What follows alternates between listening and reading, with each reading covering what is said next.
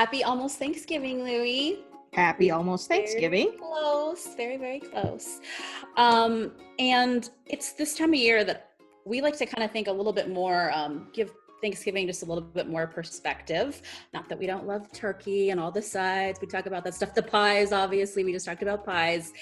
But it's important to realize that a lot of us growing up really didn't get the whole history of what happened and how America started.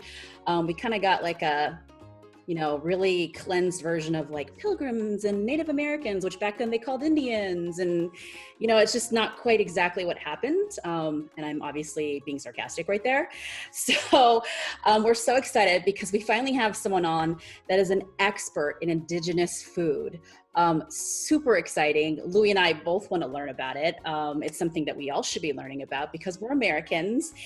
And she's just an amazing, awesome Indigenous woman of color, Andi Murphy, host of Toasted Sister podcast. So speaking of women of color, strong, amazing women of color, we can't let this slip by without talking about it. So in pandemic provisions today, we are not talking food. We are talking about this. Oh my gosh, I'm getting chills just thinking about it. What just happened in the country, which is the first female vice president, Kamala Harris.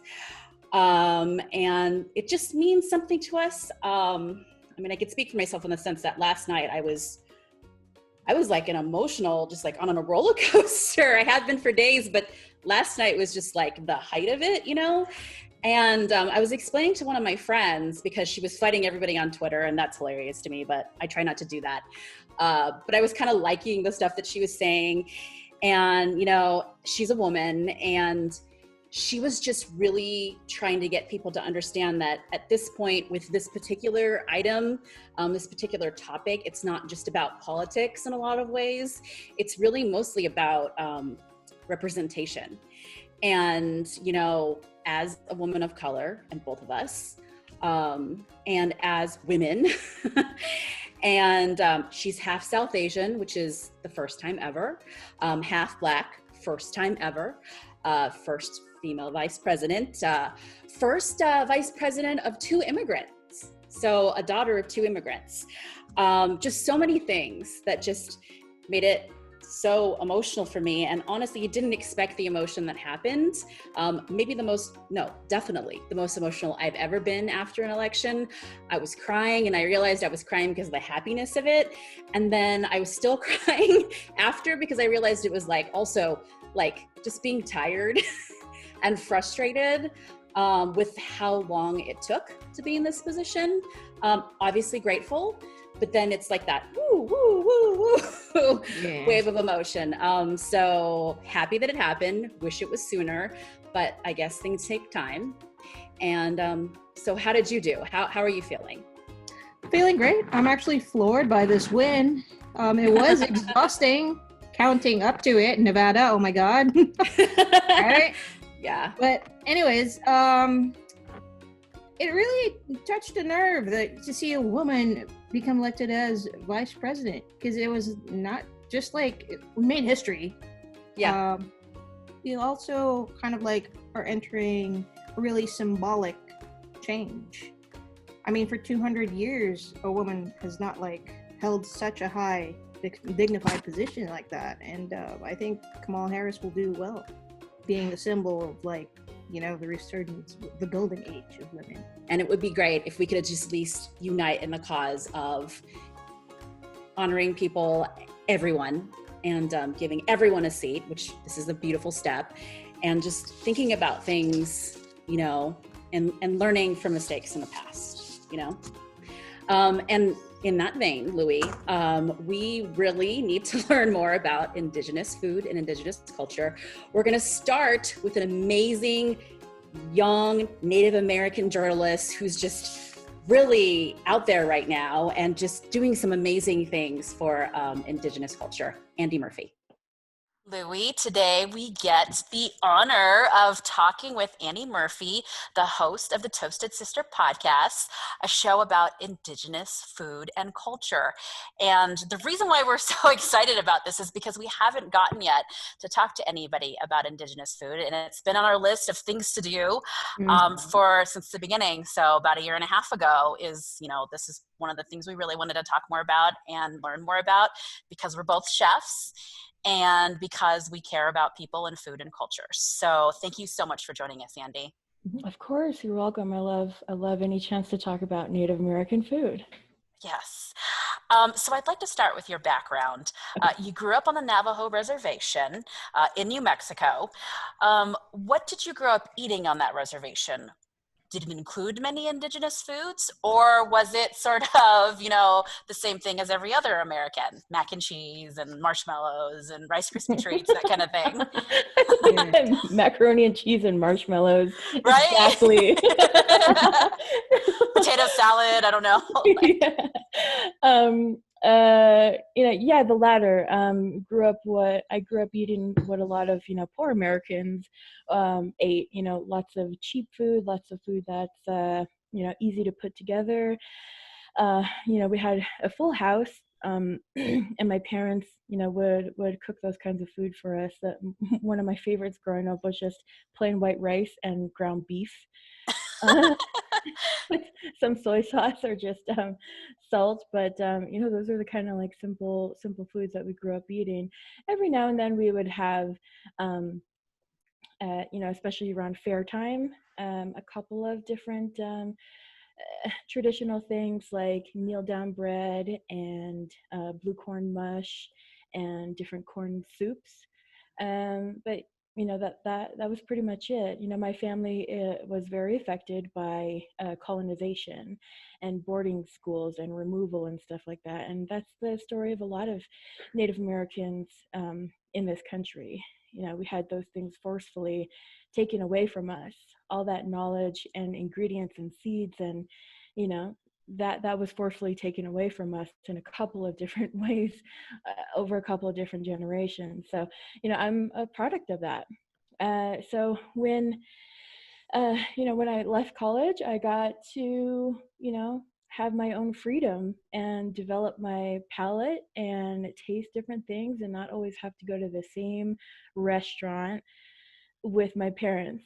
They have their one or two restaurants that they love to go to, and they never took us anywhere else. So, I got my first taste of other kind of food when I went over to college at Las Cruces in New Mexico State University.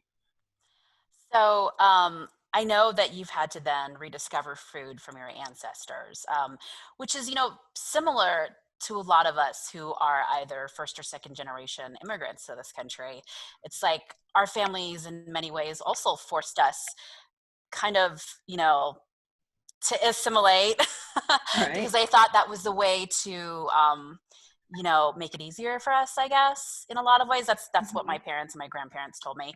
But like for me, growing up, sometimes when I would be with certain family members who didn't do that, they would call me like a banana or something. They thought it was hilarious. Yellow on the outside, white on the inside. Apple. Whatever it is, right? And it's just like it's funny, but then also like not funny because it's like terrible.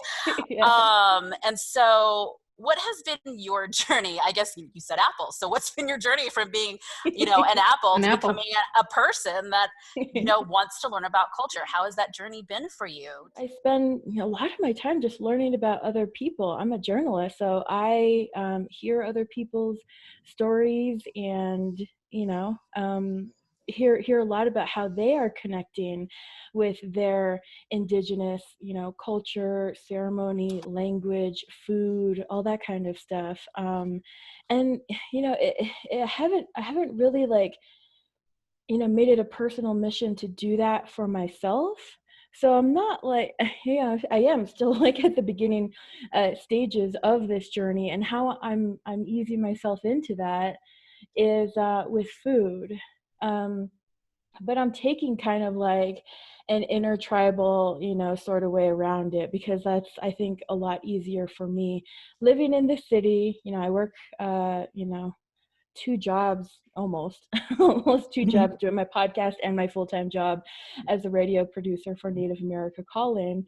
Um, so I'm learning how to use these different ingredients from different tribes, like, wild rice and maple syrup and different squashes from all over. It takes a lot of time to make these connections, and you can't just like open up a book or or there's a website and there it all is. You have to Right. find somebody in your community and maybe even in your family who has that kind of knowledge, who can stick with you and help you through that journey. But was there like a pivotal moment, or like a pivotal, like a dish that you can think of that kind of like, whoa, eureka, this is my Yeah. path? Well, I would say watching Chef Nephi Craig in the kitchen. Uh, God, how many years ago? It's probably like 4 or 5 years ago. I went over to the place he was cooking, which was a resort on his reservation in beautiful, beautiful mountains in Arizona, to do like a photo essay. So I got to spend a whole, 7-course dinner in the back of the kitchen taking photos of everything. I felt like I was in the way, but he was like, "No, that's cool. We'd love to be, in your publication." So I took pictures of everything, and then I got to eat everything. And to this day, I think it's still like maybe the second or third my favorite meal that I've ever had, my favorite food I've ever had. And it was like a mushroom dinner made for the Mushroom Society of Arizona. Some group like that. So they foraged all these mushrooms like for a whole week or so, and then he got to cook like this big old 7-course dinner. And I got to Awesome. watch it all come together, and I mean, that was yeah, a turning point where I was like, I really want to learn how to cook. I want to learn how to cook like this, and mix in contemporary food and cooking with all of these indigenous and even wild ingredients. Yeah, So that's yeah, exciting. that That's time. exciting. That is. I could totally see how like it would be intimidating for somebody to pick up like a wild ingredient that nobody has any resource for, you know. Yeah, But definitely. at the same time, it's like so thrilling to be able to kind of like reach that territory in one's Yeah, cooking. it is. It is. I've had just a couple of, samples, like, little teeny cups, samples of some indigenous, like Navajo, like pudding, made with, I think it was sumac berry. It was like really red and like a burgundy sort of color.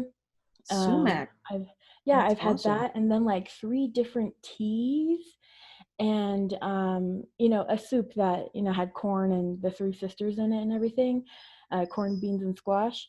And those were all like from the land, like those are the ingredients, or were the ingredients that my ancestors were eating, and that this pocket of people still had access and knowledge to.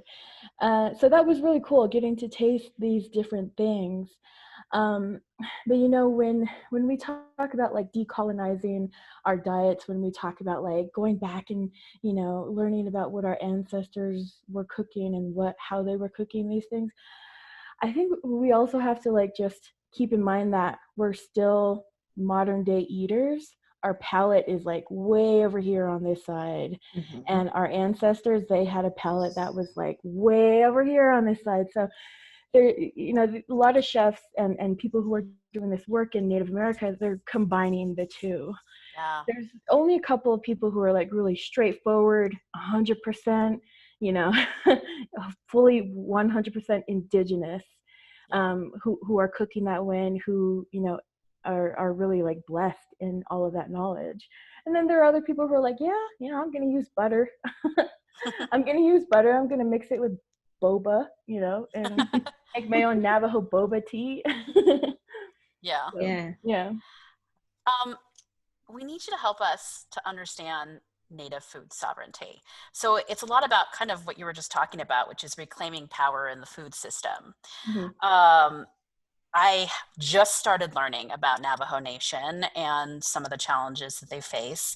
Navajo Nation is the biggest reservation in the United States, but it's also a food desert, is what I found out.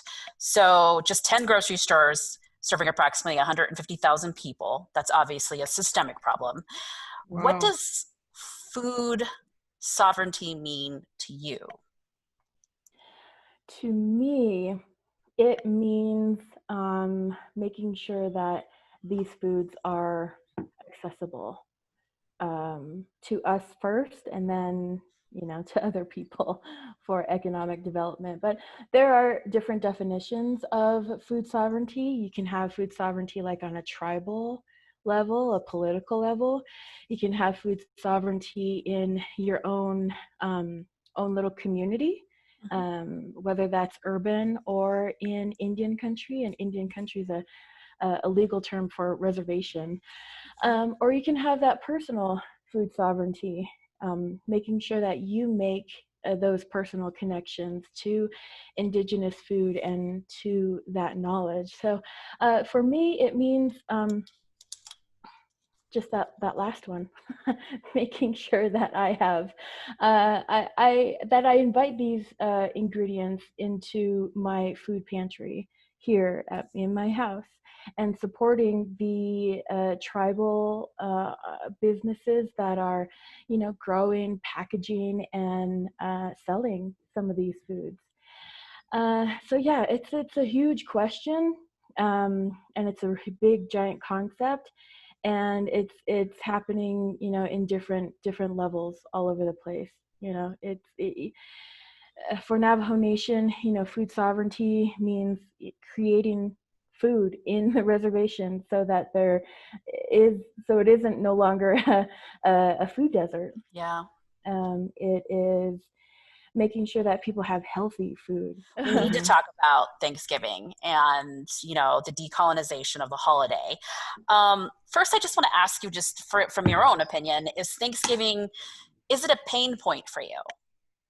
No. Okay. You know, we on the Navajo Nation, or at least how I grew up, we had the same, you know, kind of education as everybody else. You know, the cartoonish, like, oh, the Indians came and the The Pilgrims. lack of And education, it was pretty nice. much. Yeah. Yeah. So we had, you know, our Thanksgiving, you know, programs and food at school. But you know, it wasn't like something that at the dinner table at home my parents would be like, okay, let's talk about the Pilgrims. We just didn't do that. It's a football holiday, really, and it's still a football holiday today. How do Yeah. you navigate this time of year? I mean, do you have the same kind of Thanksgiving, or do you try to introduce Indigenous foods into your Thanksgiving? Okay, so for the last like 3 years, since I've been really learning how to cook and getting kind of good at it, I've been doing my own Thanksgiving and like coming up with a menu that I want to come up with and just serving it to the family the day before the actual Thanksgiving dinner. And then the Thanksgiving dinner is like the regular turkey, stuffing, rolls, and, you know, that kind of stuff. But this year, I'm gonna do a vegetarian one. Oh. I want to do a salad, like a pumpkin salad. But yeah, so yeah, I've been trying to introduce my family to all of these new foods, and that's kind of like the exciting thing that I think young people are capable of. We're curious, and we have access to, you know, all of these different restaurants, and we have access to like tons of cooking videos and cooking stuff and food stuff on the internet. And I hope like young Native Native kids are getting like really hungry and curious and starting to bring that into their own kitchens and like help change the palate of the whole family, because that's so deeply important too to this whole thing, is like changing your palate and developing your palate. And that's what I kind of like forced my family to do because here I am just in love with food, and I'm like, you guys have to try this here. Let's have it, or let's go to this like Vietnamese restaurant or this Cuban restaurant and just try it. And now, at first they were like hesitant and they were like annoyed with me, but I forced them through that, and now they're like, oh, is that Cuban place you took us to? We want to go there. Or it was so cute. Like last year, my parents, they were doing their shopping in Gallup, which is a couple an hour away from where they live on the res. They live on the res still. They were in Gallup, and they were like, where can we find falafels in Gallup? Can you Google for us? And That's so awesome. I'm gonna open up my laptop for this one. So I found them. I found them some falafels in Gallup, and the same thing when they took a little trip around to Tennessee. I don't know, it was like a little road trip they did. They let us pick all the restaurants for them. That's cute. That's And now awesome. they're just like so open to everything now. Yeah. And I hope that's happening in a lot more Native families. Yeah. Andi, I know you said that it's important to first sort of like put on your own oxygen mask and then put on others. I get it. I get it. I get it that you need to help your people first, and probably no more so than Indigenous people. You need to help yourself first. I get it. At the same time, you do have allies out there. And as allies, we would like to do better. So as non-Native Americans, how can we honor Indigenous people during this season? Because we would like to. Can we honor Indigenous people and still celebrate Thanksgiving? What's your take on that? I would love to see it as, I would just love to see the whole day just erased and rebranded as like football holiday or something. I don't know. I mean, we have this whole month of, Native American Heritage Month, and it's usually the busiest month for folks like me who are speaking, who are, cooking out there. So, there's that. There's some good things happening in schools where they are inviting more Native history and education. But, if you want to do that around this holiday, it's still going to be a federal holiday and everything. If you want to do that, just look for the tribes in your own state and look for the tribes that are, that are local. And I do have a whole big giant list. I think it's still the biggest one out there, but it's a big giant list of Native food businesses and a big map of Native restaurants and catering companies out there. If you want to go and support those guys, there's that whole list there on my website, toastedsisterpodcast.com. But, learning that history, learning the real history of Native Americans is also like really beneficial too. It's going to make you angry. It's yes. Oh, I've gone there. Yeah. That's why I'm asking you the question. I've gone there. So yeah. So it's going to make you angry. It's going to make you feel uncomfortable, but just get through it. I mean, I think some people are just so uncomfortable and so like afraid of being angry. Once you get over it, then, then it's easier to be respectful. It's easier to be understanding, and it's easier just like stop being so ignorant. Of course, we love Sean Sherman's Sous Chef's Indigenous Cookbook. I've been cooking out of that cookbook very recently, actually. Who else needs to be on our radar? Because Andi, I know that you know a lot of these amazing chefs. I like to watch Elena Terry. She does some educational programs, and she's my mentor under this program called Native American Culinary Mentorship Program. But that kind of just got screwed up during COVID-19, so that's kind of on hold. It got 2020'd. Yeah. She's really exciting to watch. She just travels all over too, cooking with different tribes. And then Chef Nico Albert in Oklahoma, she's Cherokee. She's going to be coming out with some really awesome stuff too. She got 2020'd as well from her executive chef job. And just, it looks like she took the time to just rethink how she wants to use her culinary skills to educate people about Cherokee food. We would like to move on to show and tell. So, Andy, what did you bring for us? I'm not really like a gadgets person. I get it. You guys might understand. Okay. Like, all I use is like a spoon and a chef's knife, and I'm good to go.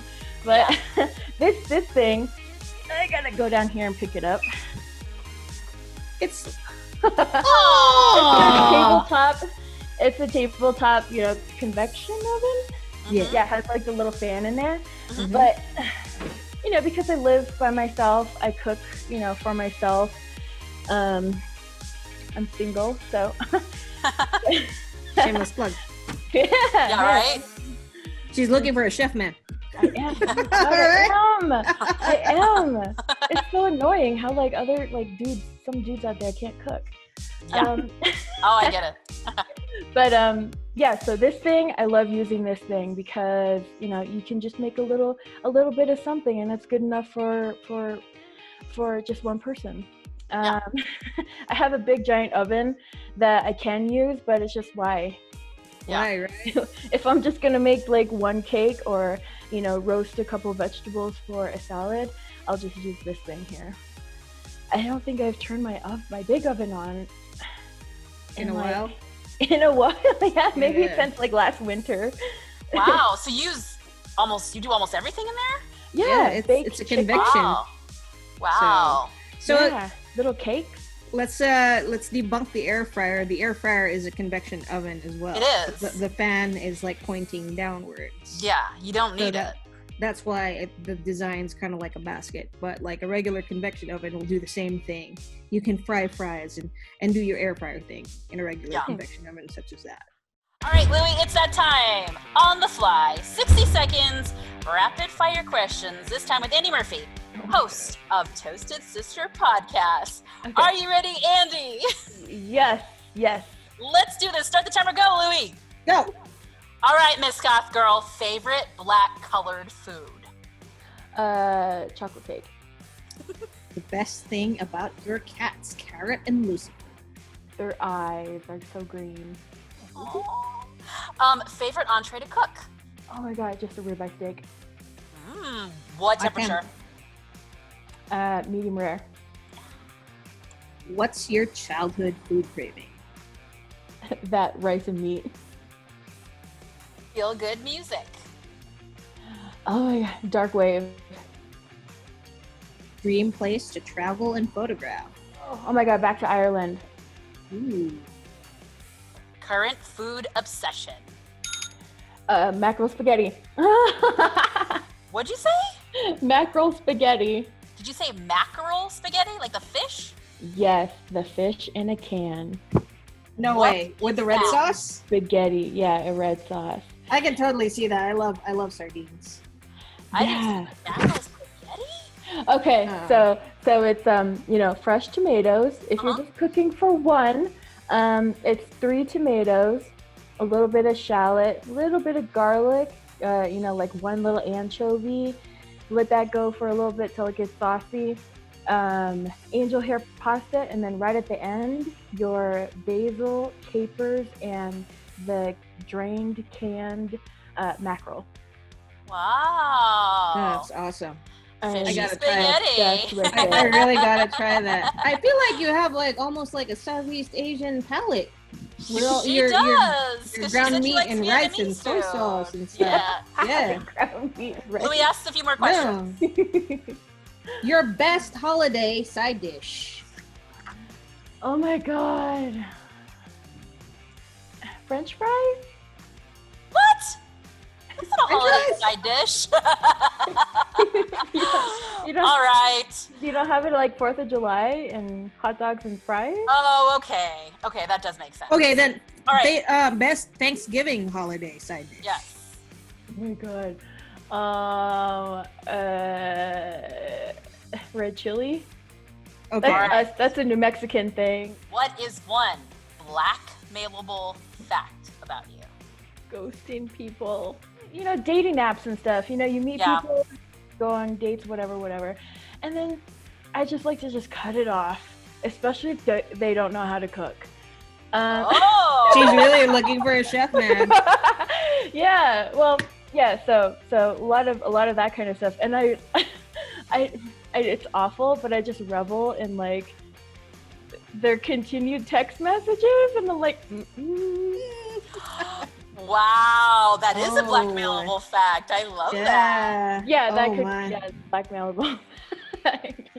She's goth and she ghosts people, Louie. You That's notice the awesome. theme going on there? Right. All right, last thing, Andi. We're going to have you sell it for Toasted Sister Podcast. This is probably the largest collection of Native American voices in the culinary world ever. I mean, I'm almost on episode 70. You know, I rarely talk to people twice, so that's almost 70 different people who are doing all this great work across Native America. So, yeah, listen to it. It's an award-winning podcast.